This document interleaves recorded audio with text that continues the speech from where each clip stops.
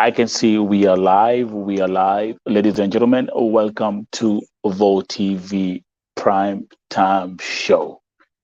Monday's here. I'm your host, Nelson Mike Muriuki. And remember that today's broadcast is also live streaming on 5 other platforms, including the Vo TV, the Vo TV YouTube channel, the Nelson Mike Podcast YouTube channel, also on the Facebook page at KNL, and on Twitter at Vo Television. I'm going to give you some time to tune in to join the show today. Let me start with, I can see Mary is saying, waiting to Sana. Mary Thuo also saying, I waiting you. Well, I got the message. So guys, again, welcome. Hope you guys had an amazing weekend. As we continue, Felista, Amen by Kakisama Nikondani. Those who are coming here, I'll just take the first 5 minutes, the first 5 minutes, just to welcome you. Ukiingia hapa, unasema uko wapi? Unaochukiwa wapi? Unasema uko tuned. Grace Mungai. Let's go. This is Vo TV. Twende kazi. Let's go. I have a very, very loaded show today. A lot is going on. A lot has been happening. I'm receiving a lot of cases and exclusive updates, even on all the stories that I've been working on. Frida Njoki anasema niko hai. And by the way, tukiendeleaga, can you also let the viewers know where are you watching from? Okay, uko nchi gani? Where are you watching? Doha is in the building. Welcome. Twende kazi. Let's continue. Let me see who else as we continue. Again, welcome to the Vo TV Primetime Show. If you're new here, as usual, what we do is subscribe, like, and support the platform. Jamila Masood is here. How are you, ni wana Vo TV? Welcome, Jamila. Nataka ukae tu hapo because you have been very helpful with today's broadcast. Kuna vitu ambazo umeongea na ulikuwa unaandika kwa comments and you have a story to tell.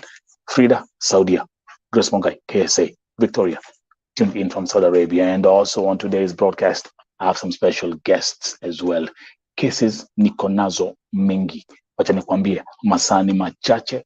So let's start. I'm going to walk you through the top news for the day before I bring in my next guest. The story ambao nilipost pale kwa Facebook 2 days ago. Nilitumia video ya msichana ambaye alipatikana kwa streets za Saudia. Hakuwa anajielewa. She looked mentally depressed.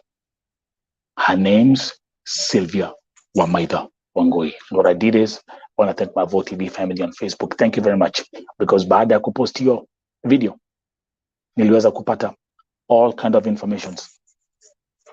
Found the mother, found the father, spoke to the mother, and I will be calling the dad. I'm telling you, this is Vo TV na sisi ndio wengi. But now, there's one question. Nilipoona hiyo video, nilisema msichana hajafikisha 21 years old.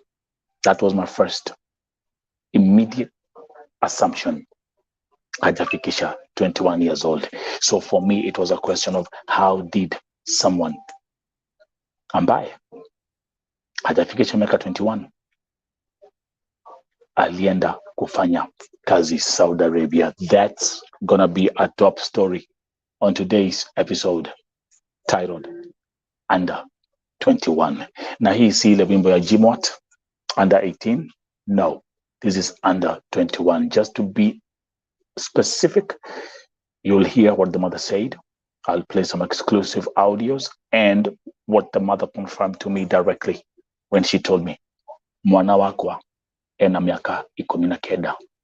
She's only 19 years old. Next, another story. We're going to look at the story of a lady by the name of Yvonne. The family reached out to me.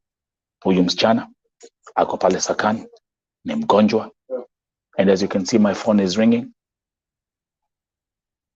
This phone is ringing. Let me actually pick this phone right now, because huyu ni Mwarabu ambaye ameniandikia akiniambia kwamba anataka kuongea na Sonko tufungue safe house Saudia. Give me a second. Hello, this is Nelson and welcome to Vote TV. Meanwhile, let me also welcome my sister. I'm going to welcome my sister Beth, all the way from Dubai.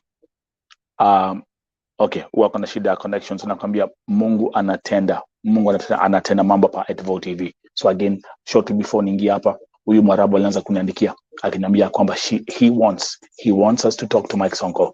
And by the way, he's an agent. He's a visa agent. So I want to hear what he has to say. Back to the story. Yvonne, ambaye yuko pale Sakan, she is sick. The brother will be joining us on today's broadcast. Move on. We'll also look again at a story ambayo, wacha nikwambie, hii story siwezi elewa. Nimekuwa nikijiuliza maswali mingi sana. Msichana wetu ambaye alifanya kazi akamaliza contract yake ya miaka 2, anaitwa Njeri, na ameuliwa Saudia, na kila mtu amenyamaza. What has happened to humanity? Those are going to be our top stories today. So let's start with the story of Sylvia Wamaitha Wangoi. Rika iko hapa, and to help me here, let me bring my sister Beth aingia kwa show as a guest. Tuongee hii maneno. Beth, naona uko kuna giza. Kwani stima zimepotea Dubai?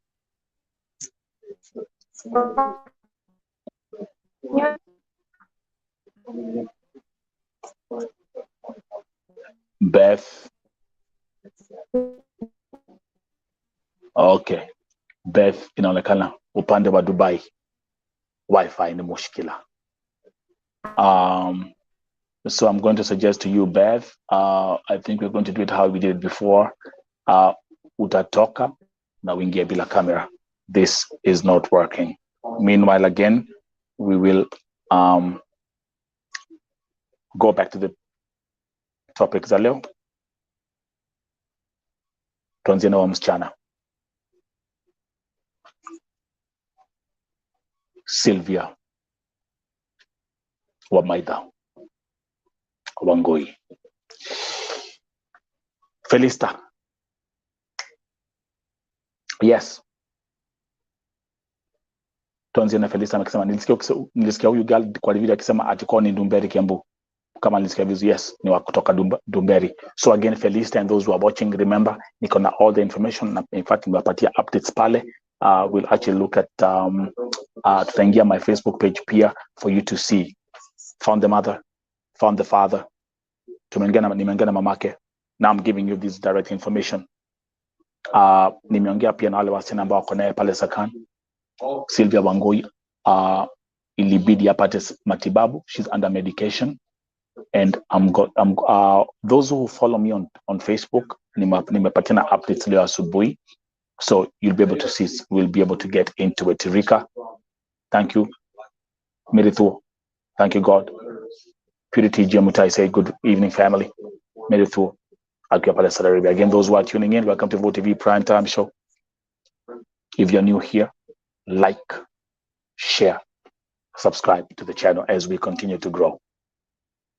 It's the road to 100,000. Kwa hivyo msichana, nataka nyinyi ambao mko hapa, kuna maswali mingi ambazo nimeuliza. Huyu msichana aliwezaje kwenda kufanya kazi Saudia akiwa na miaka 19? How did she leave the country? Then there is, I'm also gonna shed some more light about huyu msichana, things that I've been able to cover out and things that have been confirmed. In fact, wacha tuanzie na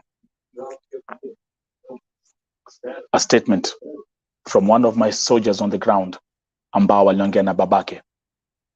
And let me actually Let me read the statement from the father. Bila alisema, listen to me. Hi, Mike. I met Baba Sylvia Wangui Wamaitha today. This is information that actually reached me a few minutes ago. Sikizeni. I met Baba Sylvia Wangui Wamaitha today and asked him about the girl. He told me he knows that her daughter went to Saudi Arabia, but he doesn't have the information that Wangui is stranded in Saudi Arabia. I informed him and he has given me his contact and told me to forward it to you. Kwa hivyo niko na namba yake. Though they don't live together with the mother. Kindly call him and I'm sure he will give you all the details because that girl is even mentally sick. Hayuko sawa vile alikuwa msick early this year, and I don't think alikuwa amemaliza medication.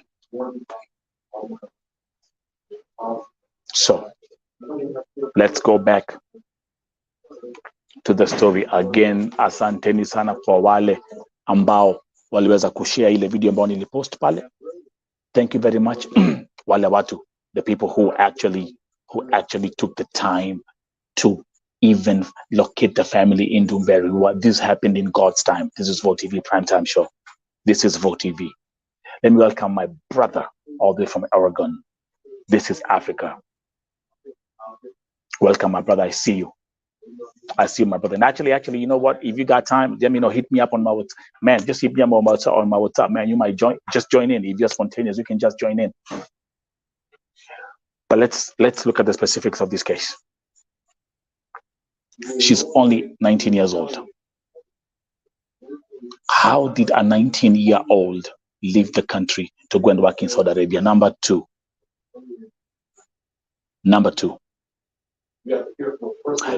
This has been confirmed. This has been confirmed by the father. This has been confirmed by the mother as well. Huyu msichana alikuwa na kasoro. Remember when she was found in Saudi Arabia, in the video that I received and the pictures, she was on the streets. If you look, ukiangalia, just have a look at that artwork. These are the pictures that were taken when she was found on the streets. You see that? Ukiangalia uko nyuma, if you ukiangalia hiyo nini iko nyuma, hiyo especially hiyo ya nyuma, ni akiwa kwa barabara, and she's actually holding a plastic bag. Alikuwa na juala. And that's why someone noted ayuko 100%. Alikuwa na kasoro. See where I'm coming from?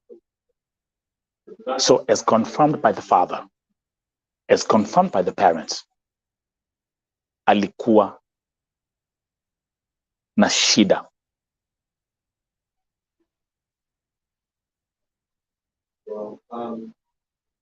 She wasn't 100%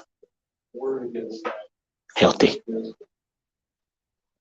Alikuwa na issue ya vichwa, and by the way, she was under medication. Mind you, do you know how long she worked in Saudi Arabia? She has been there for only 1.5 months.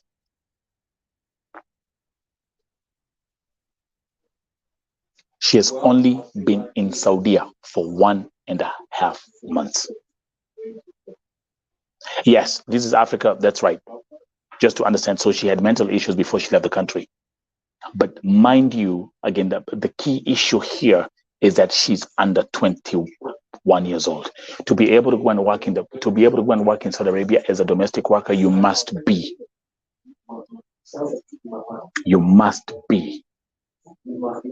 21 years and above.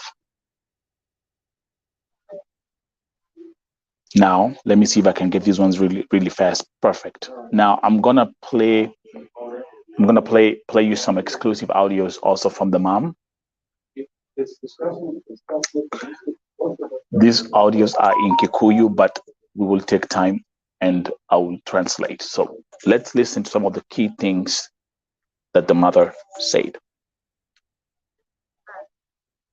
no ndari na thina wa mwiri aragiriire kuu ena 19 years no okire last month amekaa tu mwezi mmoja. There you go, first confirmation. Let's play this again. Unajua aliniambiwa ena 19 years no okire last month amekaa tu mwezi mmoja. Okay, that one doesn't need any translation, so let's go back here again, featuring right here on Vote TV, the story of Sylvia Wangui Wamaitha. You've heard from the mom, 19 years old. Ebu andikeni kwa chat. Andikeni kwa chat, 19 years old. I want you to walk. This is how we do it at Vote TV. Walk with me step by step.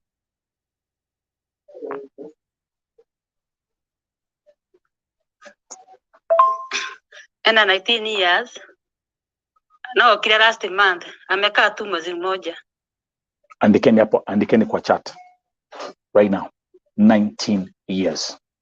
Tony Omari is here, tuned in. And by the way, every time I see Tony is a lawyer.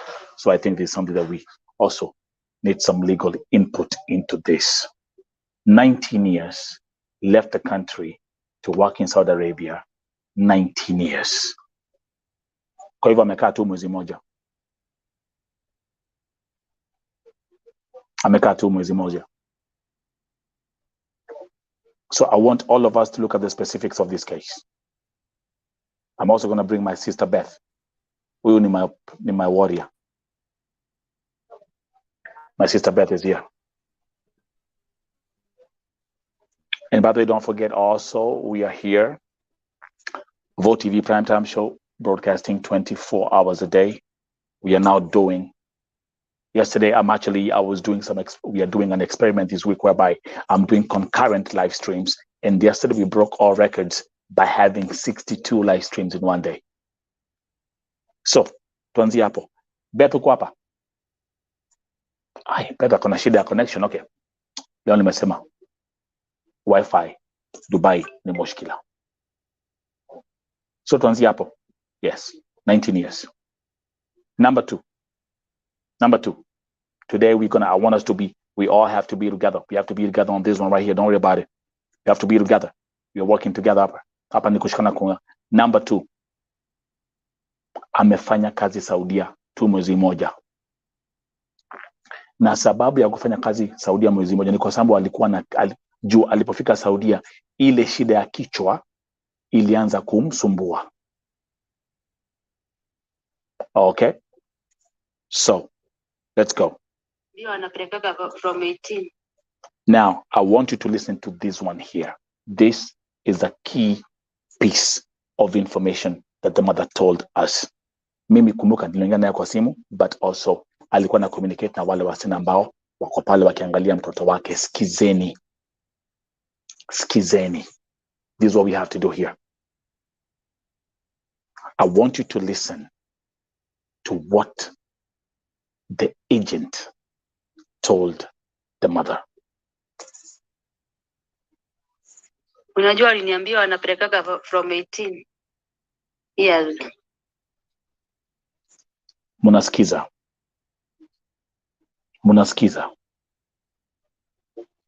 My sister from Italy is here. Esther, welcome. So, the next fact. Andikeni hapo. Listen, we're going to work this thing together. Agent iliambia mamake wanapelekanga wasichana kuanzia miaka 18. Unajua aliniambia wanapelekaga from 18.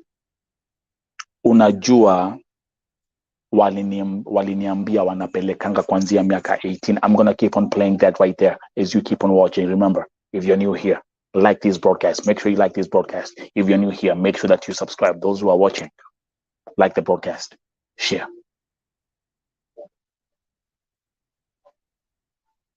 The opening story of this segment is the story of Sylvia Wamaitha Wangui. This is how recruitment agencies in Kenya are using. This is how they are luring young girls to go and work in KSA. Hivi ndivyo mnadanganywa. Na hata niseme baada ya kutoa hii story, ukajua wale watu ambao wamekuwa wakikuja hapa kunipigia simu, zile message nimepata. Beth, hebu ongea haraka haraka. Unafuatilia story? Yeah, nimeifuatilia. And whatever I think, this agent is not serious at all.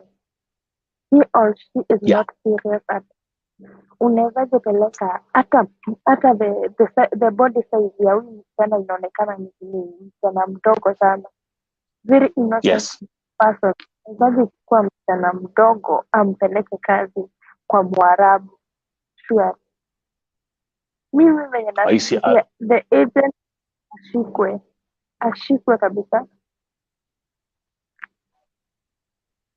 Tukiendelea nataka kwa sababu remember even go ahead Beth. Endelea. This is child abuse. That's right. Mwarabu na huyu ni mtu na agent obvious anajua how Arab are, na anajua venye Mwarabu anashiriki mtu, alafu apeleke msichana mdogo hivi kwa Mwarabu akafanya kazi kwa Mwarabu, sure. This is child abuse. The mama huyu nini anafaa aende aripotiwe ikuwe accused, because I don't think hata wao wazazi, hata mimi nitaongea saidi ya wazazi, hata mimi nikuwa mzazi siwezi achilia mtoto wangu akiwa mdogo hivi aende kafanya kazi kwa Mwarabu. So we are actually going to look into the specifics of the background of Sylvia. Ndio mjue vile nimekuwa nikiambia watu hapa mambo za spiritual warfare. Number 2, nimekuwa hapa nikiongea mambo, what have I said here before? You don't expect to leave Kenya broken and be repaired in the kingdom of Saudi Arabia. It doesn't work like that. Now, let's play this. I want to keep on playing this audio again. Unajua aliniambia anapelekaga from 18. Yeah. Unasikia? Unajua waliniambia wanapelekanga kuanzia 18 years. Everyone who's watching this broadcast today, ni wapi mulisikia msichana anatoka Kenya kwenda kufanyia Mwarabu kazi akiwa na miaka 19? Elsie, Kate, I see all your comments. Nitazoka kwa sababu zinakuja zikiwa mingi sana. Aziz. Na swali lingine yenye niko nayo, alipata aje passport akiwa na hiyo miaka? Walimpeleka akiwa na 18 years. Sasa hiyo kwa 19 years. So ni kumaanisha akiwa na 18 years alikuwa amechukua ID ama alitumia hiyo corruption mpaka akapata passport? Wacha nikwambie. Wacha niseme kuna comment hapa ya Ambuya unasema kama sisi tumepita 4th floor tunakosananga na hawa watu. Na je, huyu mtoto? Huyu msichana hata ukimwangalia hivi my fellow brothers and sisters, huyu hata akiosha kikombe ana hema. So now I've given you the technical information about vile toka nyumbani. So let's get to the agency. Ni agency gani ilipeleka huyu msichana Saudia? Inaitwa Pacific. Are you listening? Guys, I want you hapa tunafanya kazi pamoja. Hii si Mong'adho TV. Inivo TV. Let's break down this story. The name of the agent of the agency. Inaitwa Pacific. Umesikia jina? Yeah. Umesikia? Yeah. Beth, hebu ambia. And those who are watching. Amesema inaitwa Pacific. So Pacific. Pacific. So let's come back here. Let's come back here. What we're gonna do is this. Esther, Kakware, Pacific ndi andika gwa, andika ngo hivyo, andika Pacific vizuri. Givongo mushkira. Jamila ako hapa. Na by the way, I want you guys to pay attention to Jamila. Huyu ni msichana ambaye alikuwa anafanya kazi Dubai. Leo kuna vitu wameongea kwa previous broadcasts. Alikuwa na comment. Watu wanalia machozi kwa comment. Yale amepitia akiwa Dubai. Kwenda kulala kwa park. She was sleeping in the park akiwa Dubai. Vile alikuwa anaambiwa na marafiki wake ndio apate kazi lazima aingie kwa mambo ya usherati. Alikataa kabisa. Jamila, thank you very much. I'm also going to host you on the piano. Tuendelee. So, exactly. So, tuandikeni Purity Jemutai, thank you very much. I think I should also have you here as a moderator. Skiza, the name of the agency, Pacific Agency. Esther. I know that. Are we together? So,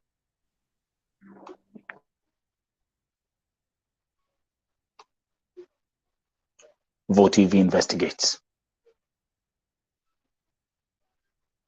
How? 19 years old, left the country while she was mentally sick to work in Saudi Arabia.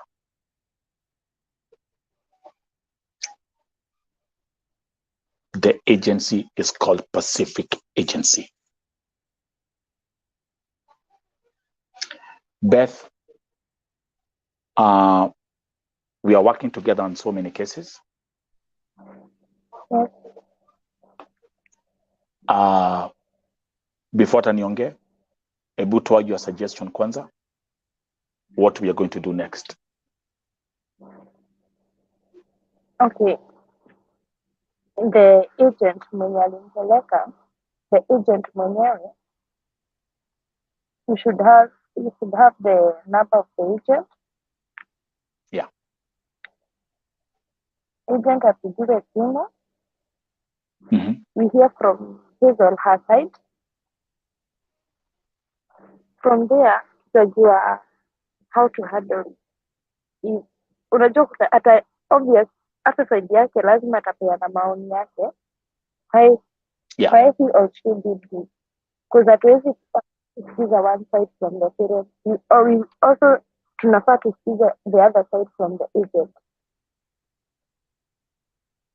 Fact is, because hata maybe tunalaumu agent ongei hivyo kwa nini, maybe tunalaumu agent na maybe mzazi ndiye alimpelekea mtoto akamwambia nataka utafutie mtoto wangu kazi. Unajua aliniambia anapeleka. Okay.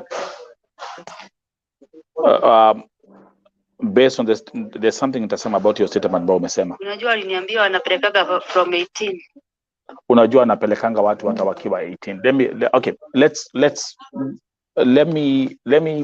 Let me play the devil's advocate here.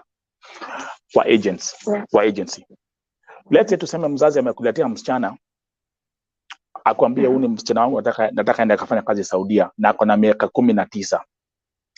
Alafu wewe ukiwa agency ama wewe ukiwa agent useme ya kwamba by the way hata tunapelekanga wakiwa na 18 years. Is that how you're supposed to react? Hata kama ni mzazi amekuletea mtoto. Good. Hapana. That's a point. So now, and I also thought I played that scenario. What if mamake Sylvia ndio alimpelekea mtoto? The moment she mentioned how old she is, the agent should have automatically said, this is not right. Hatupelekangi wasichana wakiwa na miaka 19. But even to make matters worse, yalisema hata wakiwa na 18 tunapeleka. Now, So, according to both of them wako na makosa.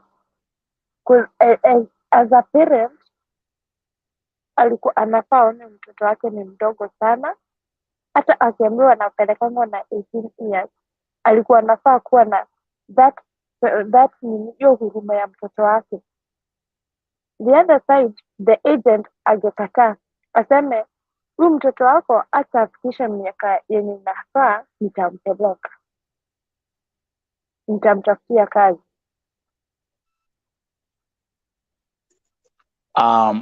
Also remember, let me actually again watch and wasome statement about Leo, my friend, and let me give a shout out to Jane. Jane alimit babake Sylvia Leo. And let me read again the statement. Yeah, babake alisema. Hi Mike, I met Baba Sylvia Wangoi today and asked him about the girl. He told me he knows that her daughter went to Saudi Arabia, but he doesn't have the information that Wangoi is stranded in Saudi Arabia. I informed him and he has given me his contact and he told me to forward it to you, though they don't live together with Mama Wangoi. Let me repeat that. They don't live together with Mama Wangoi. Kindly call him and I'm sure he will give you all the details because that girl is even mentally sick. Hayuko sawa. Vile alikuwa msick early this year. I don't think hata alikuwa amemaliza medication. Thanks. Say something about the statement. So the statement inaoneshana mamake ndiye ako na makosa, mpaka mamake akimpeleka kwa agent na anajua vizuri mtoto ni mgonjwa. So how can a mother allow mtoto wake mgonjwa aende kazi nje? Surely. So this thing you have to look at. You have to look at. Like I say, you have to look. When you're dealing with this kind of cases, you have to look at it from a legal perspective, and you have to be a lawyer for both. Act as a lawyer for both the mom and the agent. But one thing is for sure. Nitakwambia hivi, one thing is for sure. Hata tukisema mama wangu alifanya makosa ya kwenda, and actually that's why there's something I posted on my Facebook yesterday, jana nikasema kwamba even as much as we are blaming the agencies, some parents are to blame. Lakini the fact is there is nothing that justifies, na siwezi kaa hapa nitetee agent ambaye alifake documents, ambaye alifake ID, ambaye alifake age, ambaye alifake kila kitu ndio apeleke huko msichana Saudia. I will not defend the agent by any means.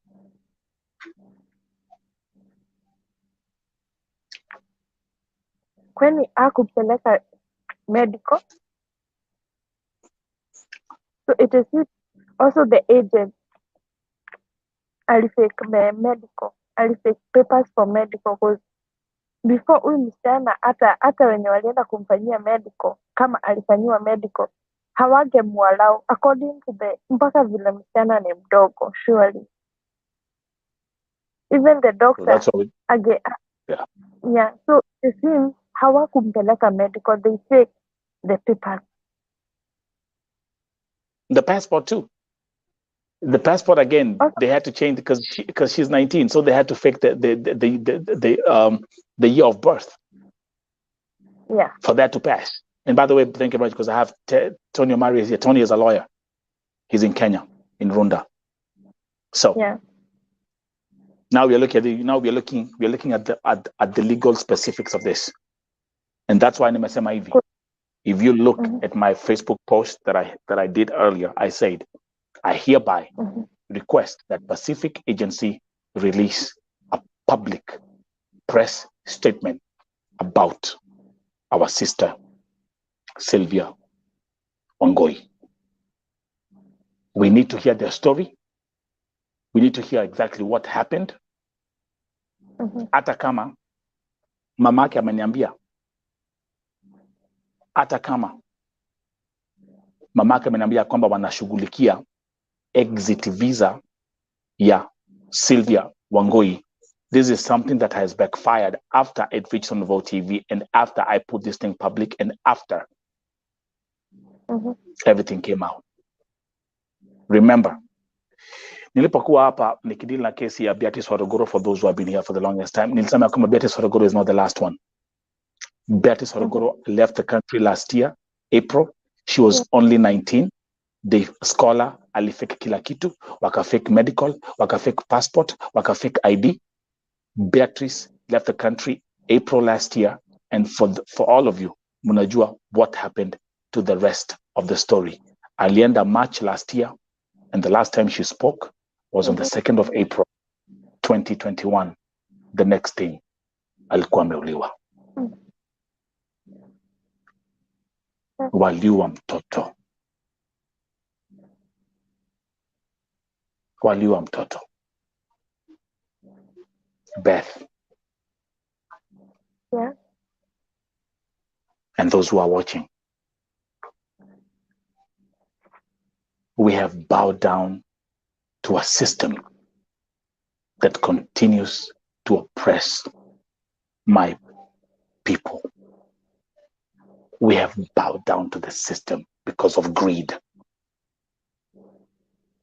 How aliona pesa? 60,000 Kenya shillings. That's what they see. That's what they see. Na Beth, ujue ya kwamba wakati msichana alipoenda kwa Mwarabu kuingia kwa nyumba, kichwa ikaruka, akaanza kuchanganyikiwa. And as I'm talking to you, by the way, I'm going to show you the picture that I posted. Akiwa Sakan, she's under medication for you to see. One day, huyu msichana maybe hajaienda kufanya kazi mahali.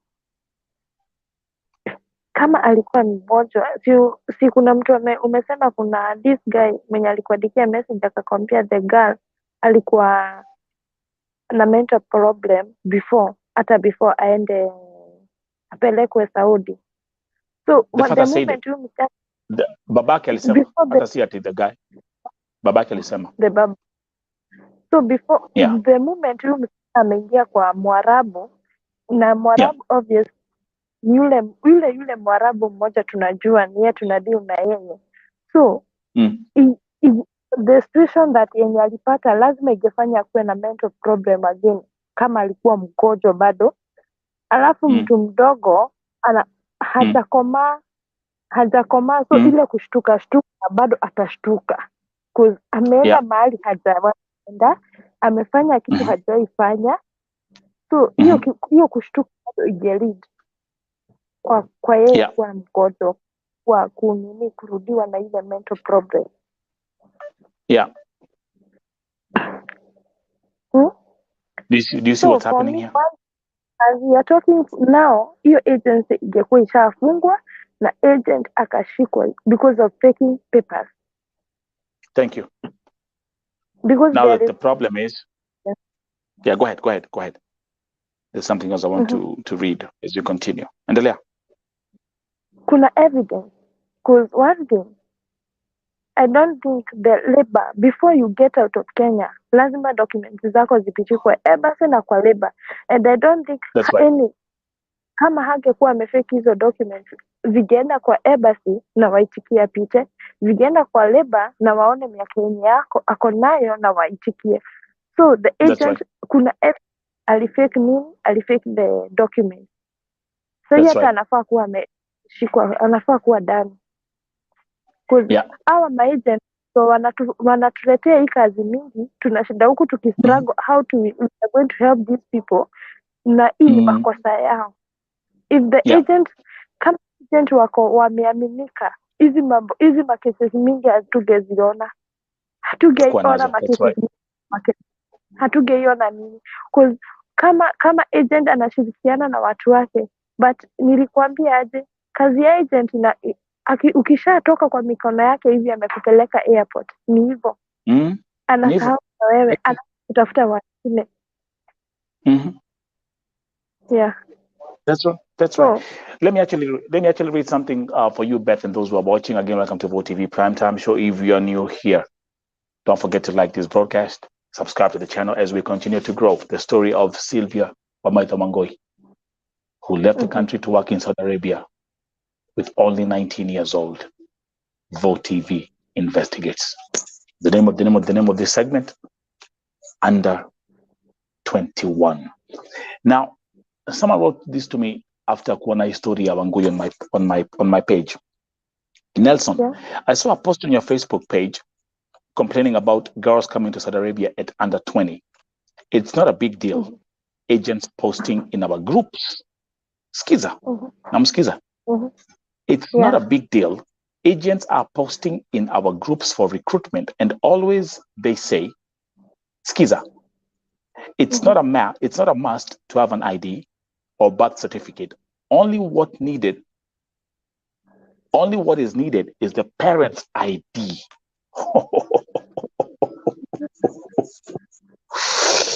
Let me continue. That's how it works. There's one girl from Western Kenya. She came here back in 2019. She was only 18 years old. Her mother's friend told her mom that the girl can use someone else's ID, and from there, the passport will be processed.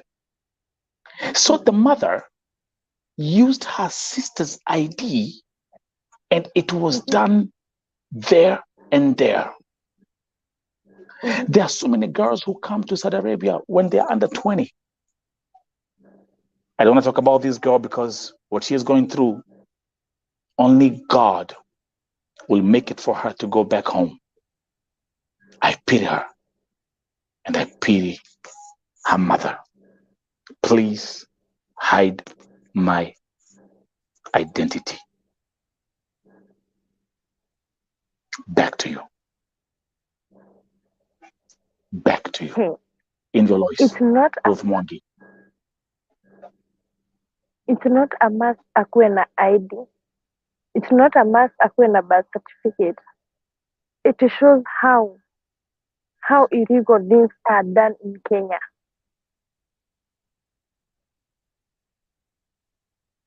Are you hearing this? Wale ambao wanawatch broadcast ya leo, mnasikia hii maneno? Mnasikia hii maneno? The government should take a step. This is illegally. Unaweza processiwa document, very important documents like passport. Ukiwa hauna ID, nitumie ID ya sister yangu ama nitumie ID ya mtu mwingine. So let's actually get these facts clear. You don't need the ID. You can use your sister's ID to get your passport processed and leave the country. Hawa ni agents ambao wanapost kwa hizi, wako na hizi groups ambazo wako. Listen, these guys, they have Telegram groups, WhatsApp groups, all these kind of groups. Now ndio wanaambia watu waje. You hear what you see, this is how they operate. Yeah. Let's look at this thing again, Beth. Na umeongea na umesema vizuri sana. From the eyes of the law. And people are wondering why we are having all these issues every single day. Because the system is rotten. The system imeoza. Yeah. Kweli ama si ukweli? Ukweli. Invyo.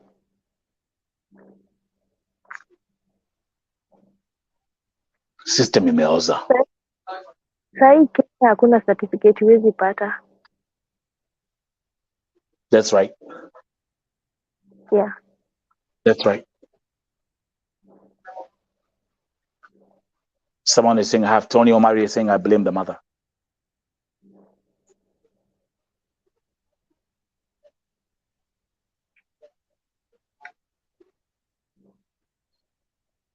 Come on, leave your sema. And by the way, you know what? The good thing is I'm going to bring the dad here tomorrow. It's better. I'll bring the dad here tomorrow. Utasikia yale ambayo atasema. Yeah. But let me actually go back here because I have a lot of cases that I've been featuring today. Yeah. Let me put some comments hapa kwa screen alafu uzisome Beth as we continue. Kazi ni mingi leo, masaa ni machache. Felisa anasema oi guys, kumire roho wa thina gikorwo ciana tani sina thina wa mwili. Sure. That is Felisa. Anasema Mungu atuondolee mashida kwa sababu watoto wetu wanaenda kutafuta wakiwa na shida ya mwili. Wakiwa watoto.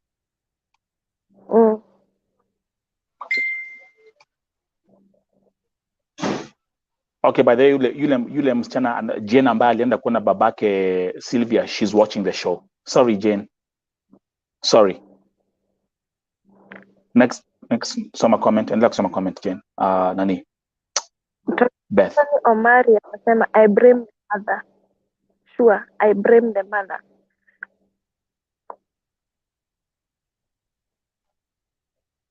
Endelea. Aziz, hiyo ndio kazi ya agent, sio lazima ukuwe na idea. Both parents wanatumia za watu walikufa kitambo. Jesus.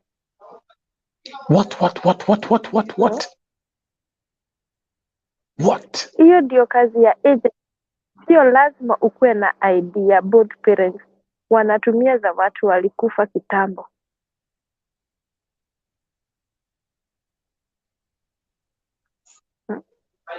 This is freaking crazy, bro. They're using IDs from people who are dead?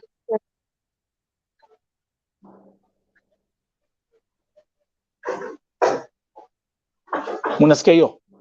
Watazamaji? Meanwhile, let's look at my Facebook page because my Facebook page inakuanga na mambo hapo.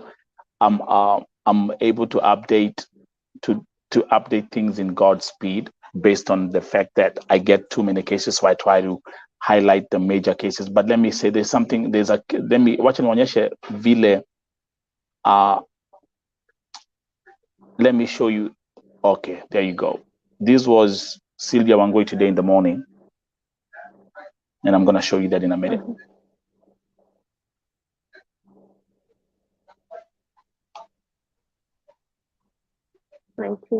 Again, welcome. Yeah, so welcome to Vote TV Primetime Show. The segment Under 21, the story of Sylvia Wangui. Because right now, it's inside Sakan. And that's her. I'm following this case very closely. Do you see her? Unamwona? Yeah. Yo hapo. You see the pink thing she has here? I mean that pink thing? Yeah, this was after the medication. So she's getting medication at Sakan.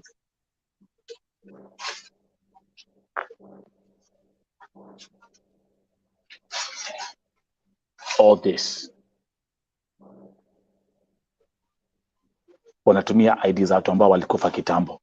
This is crazy. Soma ya comment ya Purity tafadhali.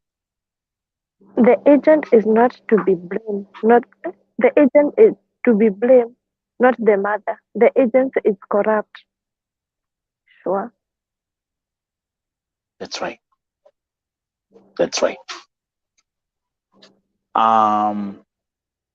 Beth, as we proceed, ningetaka let's do like a quick 1 to 2 minutes commercial break ambayo as I load up the next story. Can you please tell the people that the top urgent cases ambazo tunadeal nazo sai? Which top cases we have right now? We have the Anita case. we have this case ya huyu mtoto mwenye ako Saudi. Huyu mamake Yeah. anaitwa Regina. Yeah. Regina. Huyu mwenye mamake ako Saudi, alipata huyo mtoto akiwa Saudi. Ni mimi mwenyewe nimeona mpaka notification, hakuandikiwa mpaka jina ya mtoto, hana passport, mama mtoto hana any document. So venye alijifungua huko hospitali hawakumwandikia jina ya mtoto, so but the birth notification imeandikwa unknown. Wow. So she needs to come Kenya because she cannot receive any treatment in Saudi.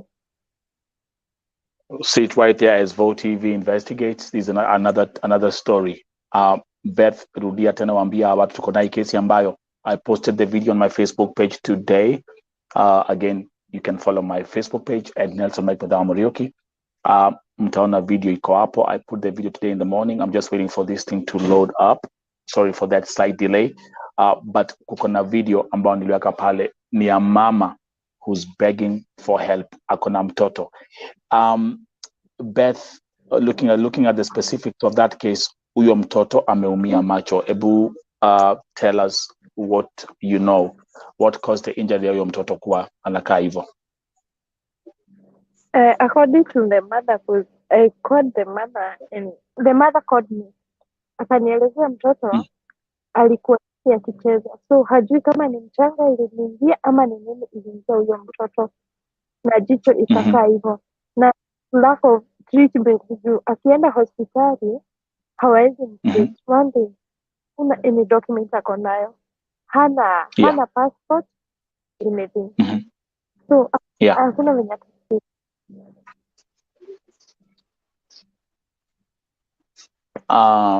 as we continue, so we got those are the two top cases we have right now. This is the story that we are talking about.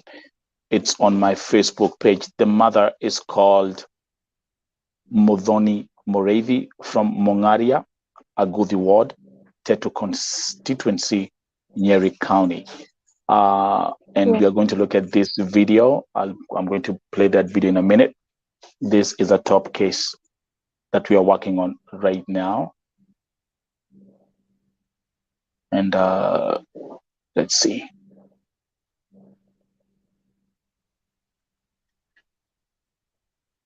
Mtoto wako how old, by the way? haijaonyeshana hata by certificate, hiyo notification haijaonyeshana date. Okay, let's have a look at this. Sababu ya dharura. Pesa hata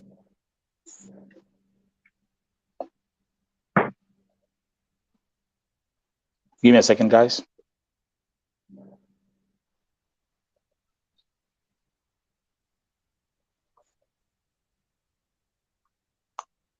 Again, welcome to VoTV Primetime Show. This is the other story that we are talking about. It's going to be loading slow, but at least mnaona, that's the mother, na huo ndio mtoi. Ukiangalia macho yake moja, ndio hiyo macho ambayo iko na shida. Again, this is you can follow me on Facebook at Nelson Mike Murioki. It's because my laptop is extremely crowded. So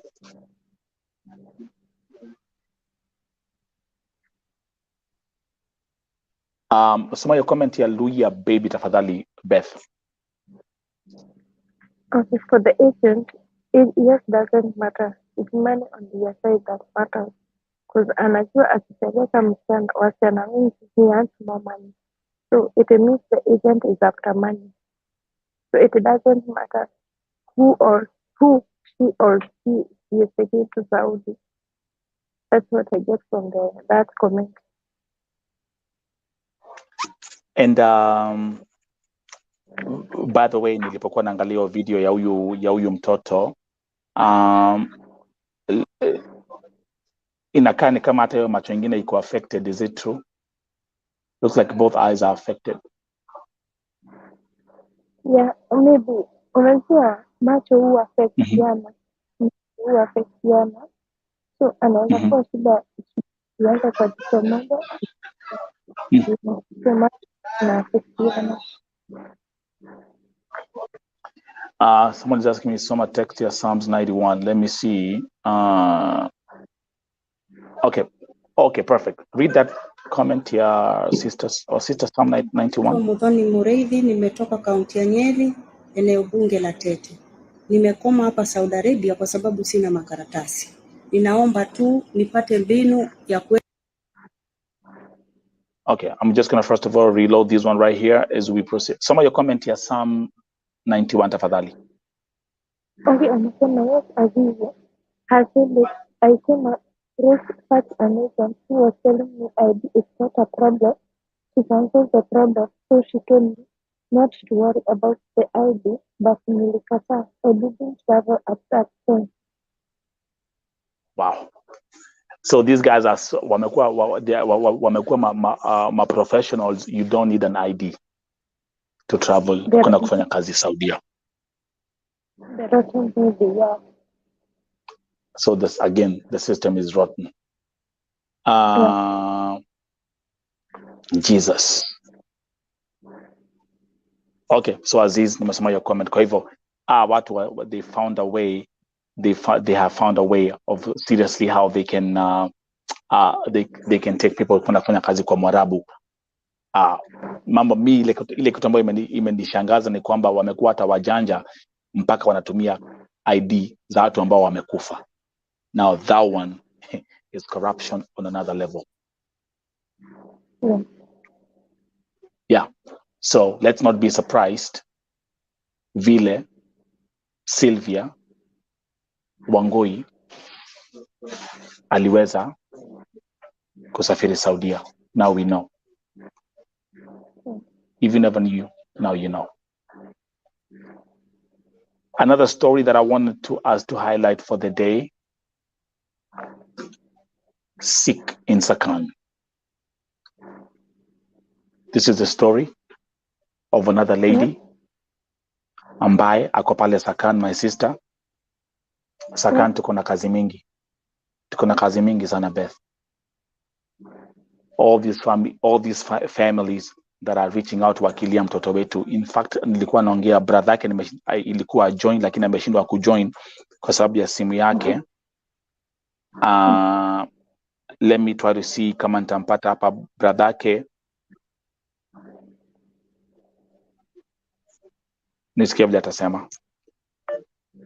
But this is our sister. Ako pale Sakan. Majina nitawapatia, anaitwa Yvonne Naliaka. That's Yvonne Naliaka. And she is sick. The last time she spoke with the brother was September 26th. And the family is worried. So Caroline, as naona umeingia ukiwa late, you've missed exactly 58 minutes of this broadcast. Please do me a favor, just rewind and then you can watch from the beginning, but I'll give you some quick updates as we proceed. So that's another story that we have. Huyu msichana ambaye anaitwa Yvonne ni mgonjwa na ako pale Sakan. Hizi kesi za Sakan, wacha nikwambie, za watu kuwa wagonjwa haziishi.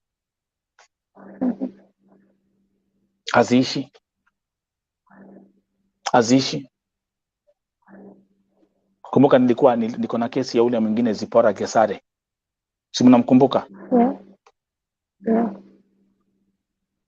Si mnamkumbuka? But now it brings me to the next story. Hii ni story moja ambayo imefanya nijiuliza maswali mingi sana. Njeri. Nimeongea na rafiki yake, classmate alikuwa hapa, Helen. Classmate wake na neighbor back in Kenya. Nimeongea na uncle yake, nimeongea na auntie yake nyumbani. Huyo msichana amekufia Saudia. Huyo msichana si kukufa ati alikufa, ni kuliwa, aliuliwa. Haikuwa kifo ya ugonjwa. Haikuwa kifo ati sijui alikuwa nini. Aliuliwa. Na alikuwa amemaliza contract yake ya miaka 2. How?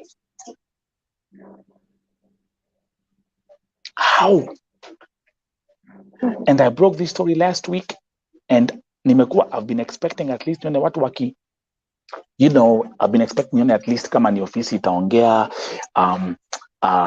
any government office itoe a press statement or anything. Nothing. Hakuna kitu wameongea kuhusu Njeri. Nothing. Beth. Ishini sherehe medeko.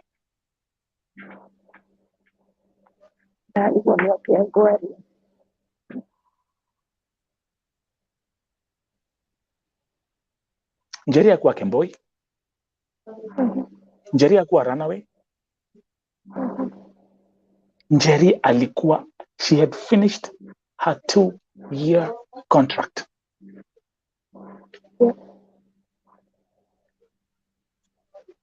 Maoni kwako and the viewers. Beth, nianze na wewe. Kama hakuwa runaway, it's very easy kufuatilia kesi yake because it's only the agent to cover it. But if the agent ni kama agent wenye wako, I don't know. Sidhani kama agent cover it, sidhani itawezekana kufuatilia kesi yake. But for here, the agent is the one to tell.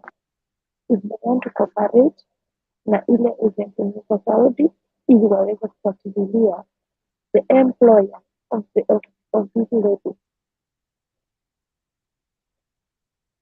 Wacha nikwambie, and let me give the viewers a pretty good history. Nimekuwa hapa this is my 8th year running vol.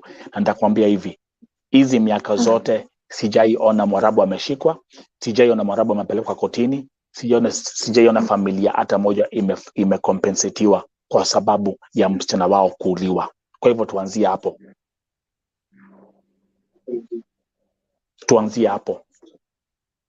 Sarah Ngugi anasema hata kama ni shida hutuleta, this is too much. Young youths watafute job Kenya, wahustle huko, quick recovery to you girl. Hapa kuna quick recovery, my sister Sarah Ngugi. Njeri is dead.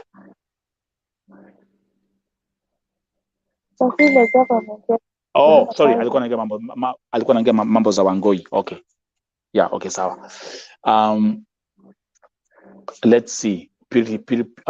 Purity Jemutai anasema DCI is needed here in Saudi Arabia. Remember the minister, Dr. Alfred Mutua said he is planning to visit Saudi Arabia with the DCI.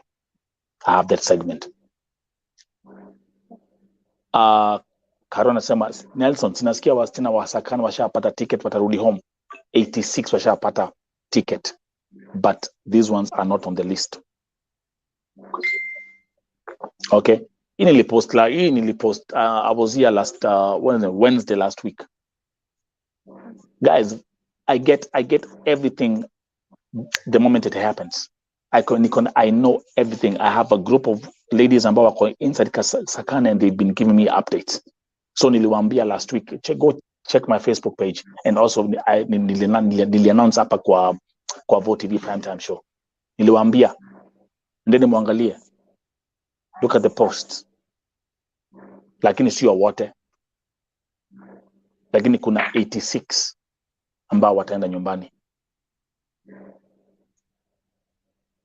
Dorcas Mokami, so sad. May God have mercy on us. Let's stick on this story ya Njeri. Alimaliza contract yake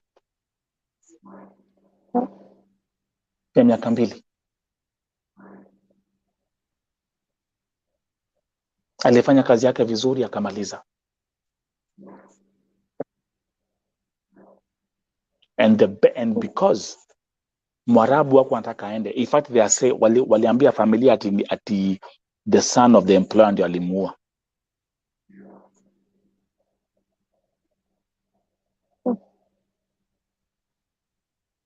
Na nimesema ya kwamba all these years I've never seen Mwarabu ameshikwa akapelekwa kotini. Sijaiona familia imefanywa imekompensetiwa kwa sababu ya mtoto wao kuuliwa. So when these people know that when the oppressor knows that the oppressed doesn't have a backup and a protection system, what are they going to do? They will keep on oppressing. Njeri ameuliwa. So yeah, go ahead. So hapo ni serikali yetu, hiyo serikali yetu inasema kuzishi rais rules ama they should come up with things that will protect our ladies. Hapo I blame the government. Because if the government iko na rules ati tukileta wasichana wetu kazi huko, msichana akufie kwa mikono bosi wake, anafaa apewe hii, bosi anafaa apatie hivi na hivi. But they never do it. Mwarabu hata akikufanyia nini hakuna mahali atapeleka. That's right. That's right. Yeah. Kwa sababu Mwarabu anajua hakuna pahali atapelekwa, ataendelea kufanya yale ambayo anafanya. Yule Mwarabu ambaye alikuwa ameandika Beatrice Warogoro alimuua, na hiyo nyumba ikaletwa Mkenya mwingine, msichana ambaye anaitwa Ruth, na kazi ikaendelea. Njeri ameuliwa tu hivyo hivyo, na hiyo nyumba wataleta msichana mwingine. They will continue doing this because they never face any legal repercussions.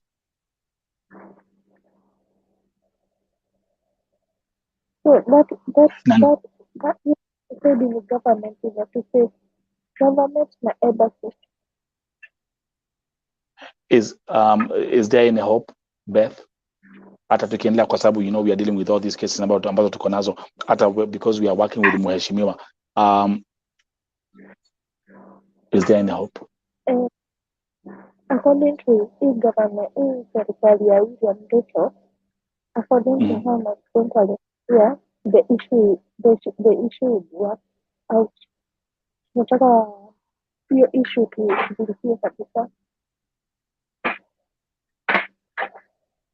Serikali mpya ya Ruto, administration mpya ya Ruto, I've been contacted by several people who are telling me yes, the Ruto government will is really putting in a lot of work to make sure that this issue is solved. Yeah. Let me come back here and say something. Leo asubuhi nilipata information kutoka Kenya. There was a lawyer ambaye alienda kwa Inoro TV today in the morning, na akaanza kuongea vile Saudia mambo ni mazuri, hii mambo yote ni makelele. On a major panel. On a major panel. And I repeat, let me come back to Njeri's case again. As long as wanajua ya kwamba hakuna kitu Mwarabu atafanyiwa, hapata kuwa na any legal repercussions, wataendelea kuua na wataendelea kuoppress watu wetu. That's the reality. They cannot say because they are hata nifanyia nini, hata nimeoa. Yeah. I'll be taken care. Yeah. Yeah. Ni wangapi kama sasa, hebu angalia, I don't want to whatever my Facebook is I don't know, my system is loaded, lakini enda pale, go on my Facebook page and see ile case ambayo nilianza nayo leo asubuhi. Ilikuwa ni rape case. Yeah. Huo msichana, si uliona? Huo msichana ako hospitali kwa Mwarabu. No one, ile ofisi ya Kenya aimpigani, ofisi ya Saudia impigani, she's there on her own. Na ameambiwa asiongee. na amerepiwa. It was so bad, amepelekwa hospitali. Who do we have? Who do my people run to? Who do my people run to? Niambieni. Who do my people run to?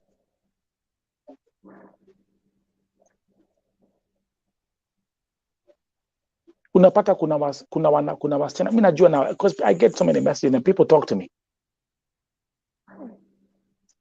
Kuna msichana anakuja na anarepiwa Beth, na ananyamaza, na atamka asubuhi aendelee kufanyia Mwarabu kazi.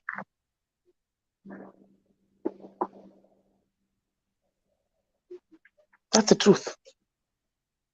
That's the truth. Hapa ni government. Hapa ni government to protect us.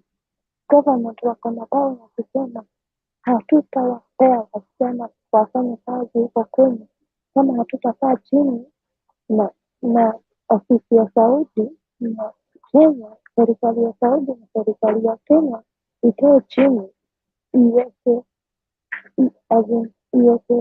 duty paper for the employees. Waseme kama Mwarabu atafanyia Mkenya hivi na hivi na hivi, majukumu yenye itachukuliwa ni hivi na hivi. But our government has failed us. They don't care. They don't care. Agents wanajua. Let me actually, because this is a very painful story, because every time hii story Angelo acha nikwambia hii kwanza the vile watu wamenyamaza. Hakuna mtu anaongea. Hakuna mtu ameongea. Actually, let me try and do something here.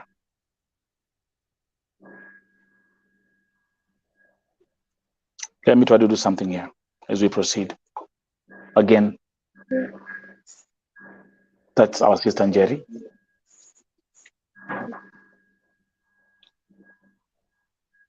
And ameuliwa nchini Saudia after kumaliza contract.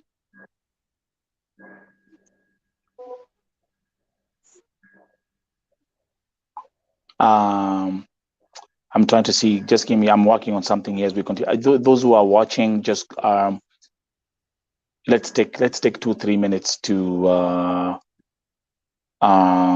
let's take 2-3 minutes to say something to familia ya Mercy. Just type hapo. Just type.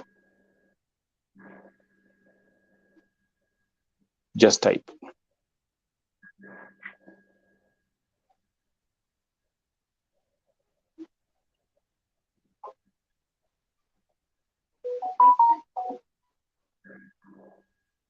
I'm trying to see if I can get one of my friends here in the USA to join in for even if it's like for 2 minutes.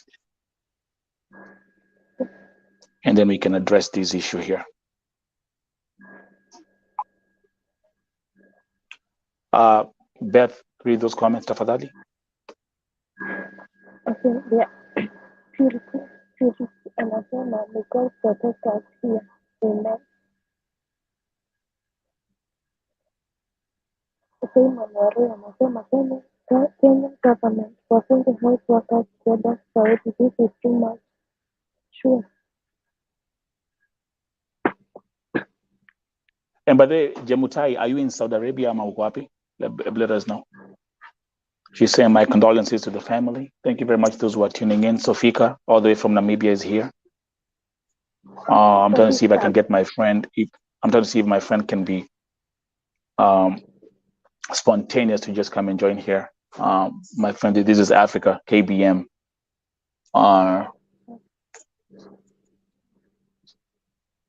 Jerry worked for 2 years, finished her contract. Na ameuliwa tu hivyo.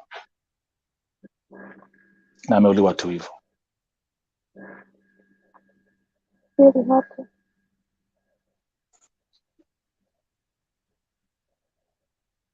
This is sad. Give me 1 second. Okay, if he's going to be able to join, if okay, this is Africa. If you're going to be able to join, I've sent you the link. If not, it's fine. As we proceed with the broadcast, my sister Sofika, all the way from Namibia. Thank you very much, and welcome to VOTV TV Primetime Show. Wataendelea kufanya hii mambo mpaka lini? Mbona hatusikii Wafilipino wakiuliwa hivi?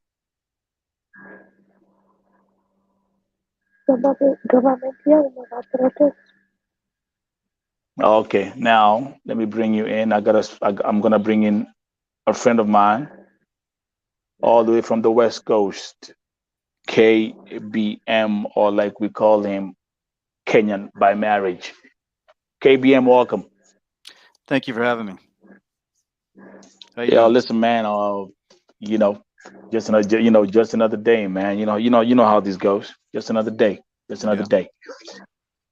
Have you seen the story that I'm talking about this lady, or the one who got murdered after finishing her contract? Not her. I was kind of like doing some other things, but I got the first story about the lady, the 19-year-old. Okay, so actually, let's actually go back on that story first. By the way, just introduce yourself, let the viewers know where you're watching from, and we take it from there. And Sure. actually, your connection with Kenya. Sure. My name is Keith, also known as KBM, Kenyan by marriage. Name I gave myself in 2006 when I got married, going to Nanyuki, Kenya, to marry my wonderful wife of almost 17 years now. So that's my connection to Kenya. And being in Kenya for the first 72 hours, I realized I found my people. I didn't really care much anything of Africa before that, because like the average Americans really don't know anything about Africa until I went there. And now I'm learning stuff every day, and it's just amazing. But that's my connection. That's right. So here we go. So I mean, we've been having these conversations back and forth, and here we are. Let's start with the first story. She's only 19 years old. She was able to leave the country to go and work in Saudi Arabia because they could fake her passport, fake her ID, fake everything for her to leave the country. What's your opinion about that? Now, from an American perspective. Well, my first opinion would be that there's definitely a money play involved here. It's like, first of all, when you just gave all that criteria, of faking this, faking that. Okay, so they didn't care about her age. Obviously, they know she has to be 21, because I remember you saying that earlier. She has to be 21 in order to work in the country. So that's right. That was not enforced by the agency to make sure that happened. They're going to make a stipend on top of whatever else, I would think, because I've heard the word stipend kind of thrown around with these agencies before. So I don't know if you have any information on that, but I've heard people talk about stipends. So there's definitely some monetary incentives that are going to get people to do anything to get other people to join in, and fly to these places, and they have no idea of what's going on, and that's the most scariest part. So for my American perspective is, how are these people getting away with this, and why are they doing it to people that they know are vulnerable? So number one, they are connected. See, like the whole system, like the whole system is rotten. Remember what I was telling you, like all these players who are involved, they are all connected. So it starts with people who, folks who are in the government. It then goes all the way down. I mean, you've been, they call you Kenyan by marriage. You've been married since 2006 to a Kenyan, and I'm sure, and even actually prior to that, you knew, you are very familiar with Kenya and how things work there. Is that right? No, actually, I knew nothing about Kenya basically until after I got married. I mean, as I was meeting my wife, we met online, but I was learning things up until that point. But you can never really learn anything till you actually get your foot on the ground and actually intermingle with the society. That's right. Was your wife here, or was she in Kenya when you guys met? In Kenya. I'm just gonna. Oh, she was in Kenya. Okay, good. Okay, so but 2006 until now, so you've had 16 years whereby you've kind of familiar, you've got familiar with how things work in Kenya. Yes, very much so. Yeah, it's very different. Like a story like this. She was mentally ill. She was mentally sick before she left the country. This is something actually the parents confirmed to me. See, I'm coming from. Like, spoke to the mom. The dad confirmed it. It's not like a hearsay. And actually, you can hear the mom saying, "Hey, I was told that I can take my daughter." They actually recruit women who are actually girls who are young, starting from 18 years and above. And like that's crazy. See where I'm coming from? Yes. Even in this image here, she doesn't even look like she's 19. To me, I would think that she's about 14, 15. That's right.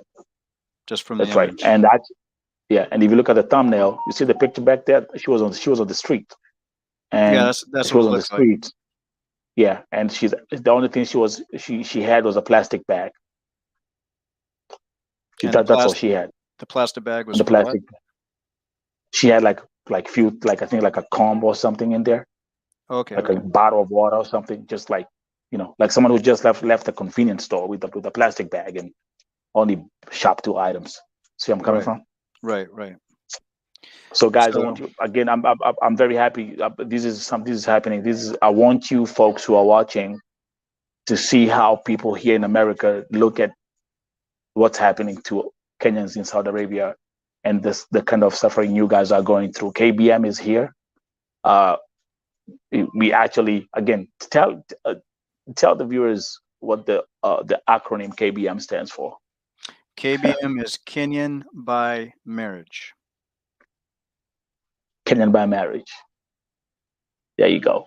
Yeah. So it's also a name that helps me remember when I do get my Kenyan citizenship. It's going to help me to remember that I don't forget where I came from, but the way I am and the way I've integrated into Kenya is that I'm leaving America behind. That's very interesting. Can you tell the viewers? And by the way, let me actually tell the folks who are watching this. Beth, welcome back. Beth is in she's in Dubai, and we're working a lot together with Mheshimiwa Sonko in solving major cases. Now, KBM, you're gonna leave your American citizenship behind and become a Kenyan citizen. Well, I'm first going to do dual citizenship. Which you can do both countries. But eventually, at some point, I will dissolve my American citizenship. What do you love about Kenya? The number one thing is the people. I can care less about the animals. I'm not an animal hater or anything like that. I still haven't been on a wildlife safari, so to speak. I plan to in the future. Right. But to me, the animals never did anything to me. So why should I bother them? Why should I drive in a vehicle next to them and just look at them? That's not my importance of going to Kenya. It was to get married, which I did. Yeah. And to a woman that I wanted to be a lifelong partner with. And while I was there, with all the falsehoods I had in my mind already about Africa, I was totally transformed within 72 hours. Yeah. You're like this, because the thing is, like, what happens is, and this is something that I talk to many American folks about. Like, they have all these kind of misconceptions about Africa because simply they never left the country. Some of them never left their own state, and even actually some of them don't even have a passport. They've never even traveled, and all they are just focused on what they watch on TV and what they see on TV. Now, KBM, go ahead.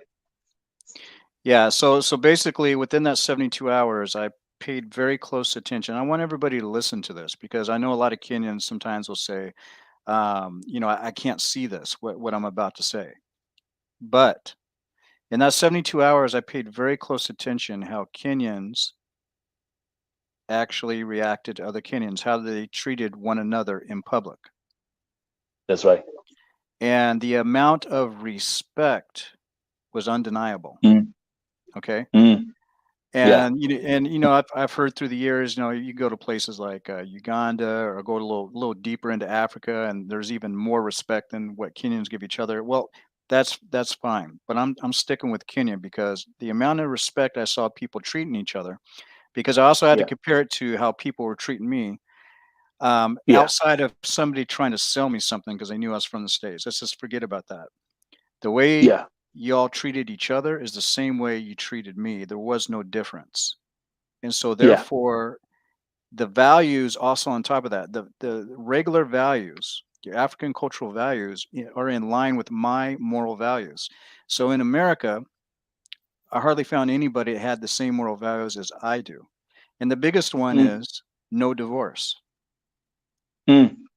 So you know how low the divorce rate is throughout the entire continent of Africa. In America, it's over 50%. It's the highest. Right. Actually, let's actually based on statistics, the divorce rate in America is like right now, if I'm very accurate, is like on 69.7%. Right. In 2005, when I met my wife, back then I checked it was 52%. Yeah, numbers went up. That was 16 years ago. Numbers went up. And they're up there with the UK. UK used to be higher than America, but UK is still high. It's still over 50%. Let's come back to let's I want us to touch on this story as we wind up the show today. And by the way, thank you very much for tuning in. Let's touch on this other story that I have. It's about this young Kenyan. Her name is Njeri. Let me bring her back. I'm gonna bring that back. So she went to Saudi Arabia and worked for 2 years. Here we go. She worked for 2 years and she finished her contract. Did everything right. Everything was perfect, man. Until she said, hey, I'll finish my contract. It's time for me to go back home. And then all hell broke loose. And the son of the employer, let me actually make that slide bigger for you to see. The son of the employer just killed her. So, back to you, KBM. Back to you. This is your sister who was killed. I got to ask the question is, why go to Saudi Arabia? Why go to any one of these Middle Eastern countries and get these jobs? And over the years, I've spoken to a few of my friends on Facebook that actually have these jobs over there. And the average pay that each one was telling me, and it wasn't just in Saudi Arabia, it was about $200 a month. Listen, there you go. Listen, man, listen, KBM. Listen, man, I'm so happy that you came here. That's why I was like, I'm gonna get you, even if it's like for 5 minutes, because I want my fellow. Let me come back here. I want my fellow brothers and sisters. I want my sisters, especially who are working in Saudi Arabia and those who are working in these Middle Eastern countries. I want you to listen to how Americans look at what's happening and what I'm putting on my platform. And I want you to hear what they think and what they say about it. So KBM, go ahead. So the average salary is $200. Okay, go ahead. $200 a month. When the average salary, working for yourself, whatever you can do in Kenya, is around a little less or around about $200 a month. So why risk your life going to a location that has a reputation of not just abusing, raping, but now I've found out more, killing Kenyans and other Africans for that same amount of money? You can struggle making it home and then be with your family where you're safe. And then maybe if you want to go abroad and look for, more money, more than $200 a month, look for another country that doesn't have all these reputations of doing this to our people. That's right. Because if they're not going to respect you just in general, and pay you the same amount you can make at home, why even go? Yeah. So the agencies must have a really good game that they're giving these women that you got to be able to resist that game, because I'm going to tell everybody that a few years ago, my wife was even intrigued to go to Saudi Arabia for the simple fact that her friend went to one of these agencies and their game was so tight that she almost convinced my wife by repeating what they told her to my wife, that my wife was interested in going there for a job. Listen, while we're married. While you're married, and while was she still in Kenya, or had you brought her here? No, she's still in Kenya. I really don't want her exposure to the American way of life. You know, I'm moving to Kenya anyway, so. Okay. So your wife was nearly convinced. Nearly. She nearly fell on the trap. Like she nearly fell on the trap. Like, hey, gotta go. Like, and you see, like the same way you said it, like their game is so tight. Mm-hmm.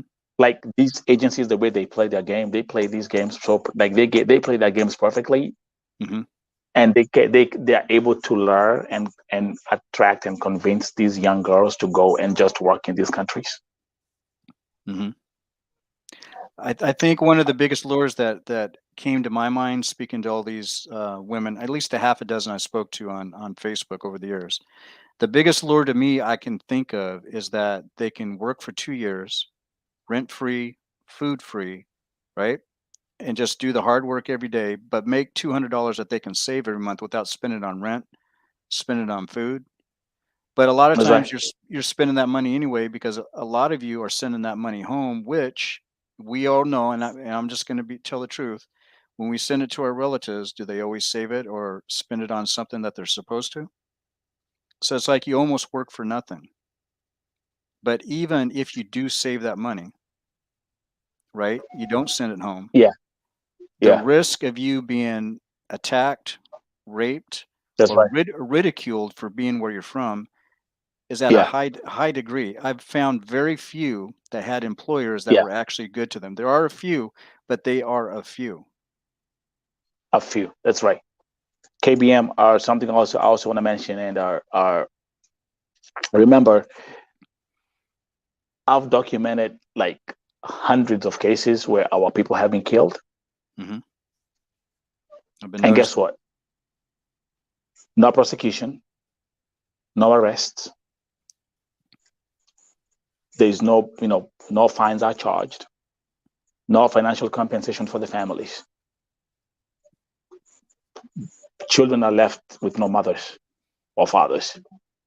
Right. So they're orphans. Right. You've added more poverty to the family and suffering. This person was the main breadwinner for the family, right? So you know what they do? The mother get killed.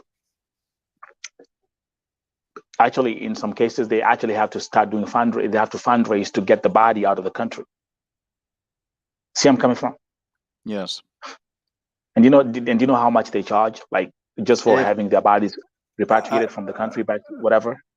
Well, in the United States, back in the day in 2006, it was 15 grand. I have no idea, from Saudi Arabia to Kenya. Okay, so let's put it in Kenya. If we put that, like what they ask them to pay is between 250,000 to 400,000 Kenyan shillings. Kenyan shillings, right? Okay. Now let's do the math. If a Kenyan starts working in Saudi Arabia for 2 years, she's gonna make 600,000 Kenyan shillings for those 2 years. Let me read you this comment, KBM. And again, I'm really glad that you're here, because I want them to start hearing from other Americans and start hearing from, other folks who are in America, other folks who are in Europe, for them to hear what they think about what's happening there. I have my sister Jamutai. She's actually working in Saudi Arabia. Let's read that comment together. The reason is that in Kenya there are no job opportunities. Again, those other countries, you need money to get jobs. Forgive us. It's not because we want to, but situations sometimes let us go there. You're gonna hear that. That's what you're gonna hear all the time.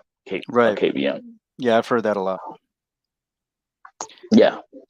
And it's like, when you hear that, it's like, well, who am I? Who are you to tell that person that they can't go?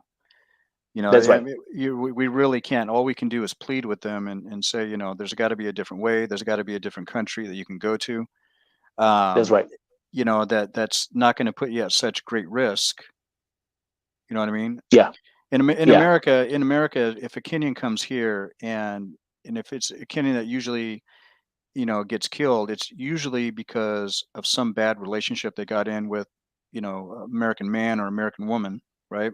Yeah. So Yeah. something went on, and that's usually the case. Or it might be that somebody just randomly was at the wrong place at the wrong time and ended up getting shot and killed. It's not like this where it seems like it's very orchestrated. And like I was telling you before, it's to me it's genocidal. I like that. That actually, when you say that, and I've mentioned that before. The past 3 months, 85 deaths have been documented. That's crazy. In the Middle East. That is crazy. 85. That's 85. Too much. 85. 85, bro. Like, we're at a point where, like, every flight that is touching down at JKIA, there's a casket from Saudi Arabia. And it's so bad to the point where, like, I remember, like, I have one of my folks on the ground who actually does some investigative journalism for me. Do you know what they told him at the airport? Oh, by the way, Sunday is when we get a lot of bodies. Wow. Like, Sunday is like, and I was like, what? Yeah, like Sundays. Yeah, Sundays is when we get most of these bodies. And something else I want to also mention to you, like, because now we had contact way back then, MySpace days. Yeah, MySpace. Yeah. MySpace, I was like back in 205, 203, all that. But thanks God, we've actually reconnected. I want to also tell you that we have dead bodies that are actually being dropped at JKIA in plastic, like wrapped in plastic bags, because those bodies were never claimed. See where I'm coming from? Like, they don't know who it's like what we call Jane Does here. Right. So like, oh, it's like Jane Does. Okay, we don't know who this person is, so they just wrap it up in a plastic bag, and then boom, there you go. I want you to listen. Let me ask you before you continue. When they're sending those bodies back on Sundays on the plane, and just in plastic bags, are those planes refrigerated when they do that? I can confirm that and this is actually something which I've documented. I've spoken about before. The fact that we received bodies that are actually rotten. Wow. Yeah. So that's no. It's that bad. That's a no. Yeah. Yeah. Yeah. So it's a no. It's a no. See what I'm saying, everybody, and spread this video out to everybody you know. Every social media platform you have, just send it out, because this is truly genocidal. And he says 85 in the past so many months. I can imagine it can only be. Yeah, I can only imagine it's a lot more than that we don't even know about, because we don't even know. You had one story on about a week ago of a woman that was just confirmed that she is dead, but she's been missing since about 7-8 months ago. So imagine how many of those people are out there. Now, I knew that the women were victims. However, now that I know that men are being victims there as well, so we don't need to just bring our daughters back. We need to bring our sons back. Sons back. That's right. That's right. That's a fact. And I want everyone who's here, listen, this is a very special segment that we have today. I want you guys, I want you folks, because I've been talking about this for the longest time. I want you to hear things from an American perspective, like how people here in America view these cases that I'm documenting about Saudi Arabia. KBM, listen. Can you just tell the viewers, like, you got someone who's working, being overworked, disrespected, whatever, being paid $200 a month. Can you tell them you are in the West Coast? Can you tell them, like, how much you would survive? Like, $200, like how long can you survive with $200, KBM? in America. If you're a single man or a single woman, the way the prices are right now, $200 might be just for your food, and that's it. There you go. But that's without going to restaurants. That's buying your own food. Yeah. But you wouldn't be able to cook it if you didn't have a place to cook it at. So if $200 is it, you're eating right out of the box. Are you hearing this? I want you guys to start breaking. I want you now, listen, I'm going to wake you up right now. I want to bring something completely new. Like when I'm having these conversations sometimes with my people, like I have to dumb down what I'm telling them, but I want them to hear from, I'm bringing a lot of folks from Europe and America on this platform for them to talk to you. We've given $200 so much power, too much power right now. It's not even funny. It's not even funny. KBM, if we went out right now to a restaurant, if we went out, you, your wife, me, I bring my girlfriend with $200, and we're gonna have an appetizer, entree, and a dessert, and some few drinks. Is that gonna be right now with the current prices at restaurants? Is that gonna be enough to even actually pay for 4 people? Depending on the restaurant. Let's say we go like to our nice, like out here in VA, like where I'm at. No. Appetizer. No, not at the five-star type restaurants. No, not even 4-star. It's not even gonna be like a 5-star. Like where I am right. Let's say do appetizer, Tex-Mex egg rolls. It's right now $9, $10 because the prices went up. Mm-hmm. Let's say I do an entree. I love doing my salmon, mashed potatoes, mixed vegetables. There we go. That's $33. Just do the math right there. Then I'm gonna have my dessert. I'm gonna do like my lemon cake. My lemon cake is like what? Is like $6, $7 right now a slice. That's it. So 6. Let's do 6. 31 for the salmon. That's 37. My appetizer for $9. How much is that? That's $46 already. Yeah, and so I haven't even had a drink. It's pretty much wiped out the $200. Yeah, just like that. I want people I have my sister right now, Kenya, Spain, Agape. She's a Kenyan, but she's in Spain. You see what she's saying? Here in Spain, 50 euros is like nothing, bro. And here we are talking about this Saudi Arabia thing is like people are being paid $1 million a month or a year. Is that even worth it? You know, the other thing I've heard about these, talking to these women is that, sorry to interrupt, but that this might lead to more opportunities down the road. And the only opportunities that I ever see is that they go home with not another contract, or they come back to another contract for the same amount of money. Every 2 years, every 2 years, every 2 years. It's like it's a never-ending cycle, and you're away from home. Yeah. I have a friend in Qatar. She goes home. Okay, she's obviously got a good employer because she's able to go home. But there's been a few times I think she's scared to say some things, but she's got a YouTube channel, and I think she's a little scared to say some things, but she basically talks about the benefits of having that job and where she's at. Yeah, in Qatar. Okay. Yeah, but in Qatar, they even have some issues. Yeah. They still have. Yeah. And then there's like now I have my sister. Yeah, I have my welcome. Let me welcome my sister. She is here. She's in Germany. So these people, they know better. These are people who are in Europe, and they are Kenyans, by the way.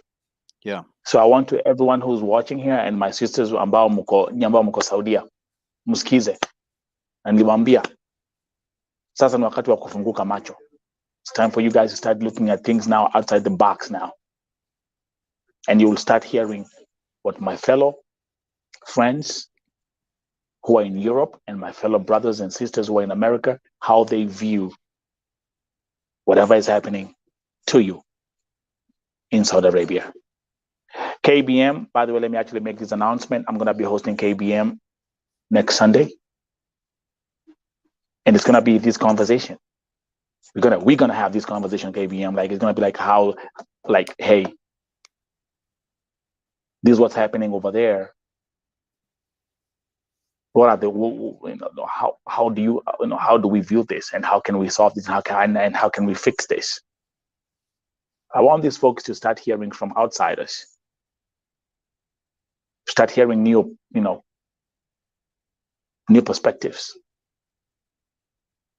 Jamutai is, for example, can you read that comment, KBM? See what she's saying? Yeah, help us get jobs in your country kindly. I can give you one great solution for that, Purity. There's a Tanzanian gentleman who's called EBM Scholars. So just take the K away and put an E. This gentleman's from Tanzania. He's been in America for quite a long while. He came here with a degree, of course. But what he does on his actual YouTube channel is not just in America, but other countries around the world. This guy is like a total scholar on how to get people scholarships for work, as well as school, or both, citizenship, DV lotteries, you name it. This is the go-to guy on YouTube. He's actually probably still in Tanzania right now. He was in Kenya. Then he went to Tanzania doing a tour, speaking to people in conventions. This is how you can do it, giving them the processes. And now we have a lot of people on YouTube that are following his path. Hold up, actually, KBM, just hold right there. Just give me a second. I got this gentleman. Hey, hello. Hello, how are you? Yeah, fine, thank you. This is Nelson Vote TV. I'm actually running my show right now. Can you introduce yourself to the viewers as we proceed? Okay, my name is Mr. Hussein Al-Jufri. Mm-hmm. Yeah, I have an experience of 30 years in Saudi Arabia. Mm-hmm. And I've been working with so many companies. Mm-hmm. And of course, I can hear and see what is happening in Saudi Arabia. At the moment, I'm in Kenya, mm-hmm. in Mombasa. Okay. As an agent, mm-hmm. Of a branch of our agency in Mombasa. Mm-hmm. So I wanted to ask Mr. Mike Sonko mm-hmm. if we can sit with him in a meeting, mm-hmm. either in Nairobi or in Mombasa, and we discuss about coming to the conclusion of making a group where we can open a safe house in Saudi to help the household. Are you hearing this? I want to. This is breaking news. Let me remember. Hold on. Give me a second, brother. Give me a second, brother, man. Remember, like I say, shortly before I started the broadcast today, this gentleman hit me up on WhatsApp and he said, "Hey, I see what you're doing. I see what's going on. I'm in the industry I'm in the recruitment agency industry, and I would like to contact Mike Sonko and see how we can have rescue homes or safe houses in Saudi Arabia." And you say you're in Mombasa right now? I am in Mombasa right now. And you've been in this industry for 30 years? 30 years. I'm experienced, and in the case of faith, if you can remember. Yes. I'm the one who contacted the embassy, and I spoke to Mr. Shawgi. Okay. The representative there in Saudi embassy, Saudi Kenya. That's right. In Riyadh. Okay, and Faith is back in Kenya, by the way. Faith is back in the country. Okay, he came down to Jeddah, mm-hmm. and make sure that he worked with the deportation centers, and he removed his, her runway report. Yeah. And he was able to return back home safely. Thanks, God. I did all that for Faith, and then Mr. Sonko, he went by remitting the fare, the air ticket, mm-hmm. for her to return safely. Yeah. That was a very good gesture. So to solve the problem, we need to sit with Mr. Mike Sonko and have a group of, let's say, 5 people from, let's say, from Mombasa who can speak good Arabic, and it will be like a team.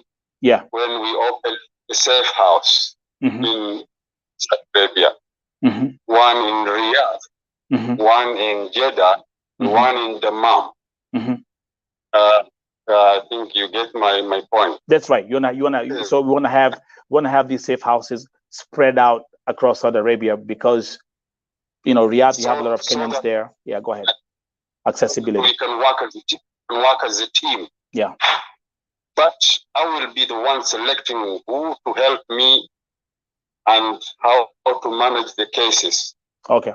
With the help of our embassy in Riyadh. Okay. They will cover us as a diplomatic status. We won't work like that because we will be representing them. That's right. Because the cases are more and they cannot handle it alone. Those guys. Yeah. Yeah, and you also know, like I said on my platform, I have all these cases that I have. I have them well documented. As I'm talking to you right now, we are working. My sister Beth was here before. Me and Beth and Mheshimiwa, we are working on 3 major cases right now that we want them to be solved. Let's do this. Yeah, go ahead. So to come up with a fruit conclusion. Yeah. It's about the safe houses. Yes. Where if it is in Dammam, we will put one there. If it is in Jeddah, I will be stationed in Jeddah. And if it is in Riyadh, somebody will be in Riyadh. But must be fluent in Arabic so that they can discuss with the local authorities regarding mistreatment or and follow up. Do you get my point, Mr. I'm here. Nelson is here. Yeah, I'm here. I'm listening. Yeah. Yeah. So this is the best way to solve these problems of mistreatment. By follow up. With before it happens, especially because we are helping the agencies, the legal agencies. Yeah, the legal. Listen, exactly, the legal agencies, because we have a lot of crook agencies who are still operating in the country and who are actually taking Kenyans to work in Saudi Arabia. For example, the ones who are registered, they were registered by NAIR, and those are one will be handling their cases. But in case of Game Boys, it will be another case because we will help them, but we will charge them their air ticket if the one needed help. But the ones who are legal, who have been in Saudi legally working with the sponsors, the sponsors will be handled by the markups, the offices in Saudi. Okay. Listen. Okay, listen. I'm gonna ask you. Let me ask you. Let me hold up. Give me a second, brother, because we're about to wind up. We're about to wind up the today's show. But we're gonna do 2 things. Number one, I'm gonna communicate with Mheshimiwa and make sure that this information he receives the information. I got 2 questions for you right now. As I'm talking to you, I'm dealing with a case of a Kenyan who worked for 2 years in Saudi Arabia, and after finishing her contract, after 2 years, she was killed by the son of her employer. Is that right? Yeah, in that case, he should. The agency, the office which is there, which is a partner of the office in Kenya, should file a case. There you go. It goes back to the office in Kenya. Yeah, a legal way. Yeah. Okay. Next question. No, we're winding up. Give me a second. We're winding up. Next question. I have another story. It's another story that I have. A young Kenyan girl by the name Sylvia, only 19 years old, was found on the streets in Saudi Arabia. Nobody knew her family. This case was brought to my attention. I put this on my platform. With the same day, we found the family. I've spoken to the mother. I've spoken to the father. Let me ask you this question. How does a 19-year-old end up working in Saudi Arabia? It means that he's underage, and maybe he or the agency had forged documents when they were removing applying the passport, and they extended the years to 20 to 23 years, like that. That's the way they do it. So this is something which you've been here for 30 years. So this is something which you know. They do this. So that she can travel. She can travel with a bigger age. They will forge anything. That's a problem. Yeah, that's a minor. 19-year-old, it's not allowed unless the 20 years and above, or 22 years. What should be done to that? What penalties should her agency face? The agency is called Pacific Agency. What penalties or what legal repercussions should they face? It should be. He or she or her license should be revoked in this case, because that's against of the labor law, and may take action. That's right. Yeah. That's right. It's against the labor law. You've heard it yourself. So let's do this because, and again, thank you very much for giving me a call and coming in last minute. Yeah, go ahead. The age limit 22 years.